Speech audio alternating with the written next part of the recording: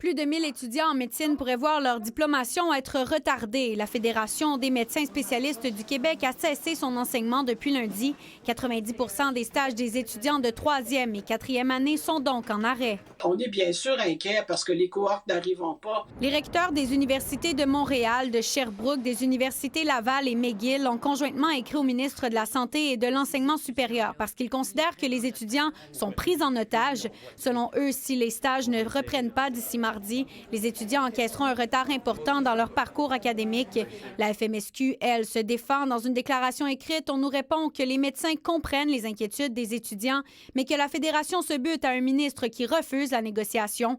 La FMSQ dit qu'elle n'avait plus d'autre choix et qu'elle mène cette bataille pour les médecins de demain aussi. On espère que les gens vont s'asseoir dans le respect mutuel d'un principe de négociation. Je comprends pas qu'il n'y ait pas un arbitrage indépendant. Pendant que le bras de fer entre Québec et les médecins se poursuit, la situation reste difficile dans le réseau de la santé. Tous corps de métiers confondus, les besoins sont grands partout au Québec pour que ça roule rondement et ce sont les patients qui en subissent les effets.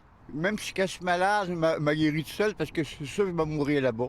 Tu vas attendre des semaines avant de pouvoir rencontrer un médecin. Je travaille avec des infirmières puis tout ça, puis ils ont énormément de travail à faire. Moi, je vais prendre un rendez-vous avec mon médecin de famille, ça fait 6 mois. J'ai pas pu. Mon ami vient d'y aller il y a 2 jours, il a attendu 22 heures. Dans la région de Montréal, il manque 7300 employés annuellement. En Montérégie, c'est 3100.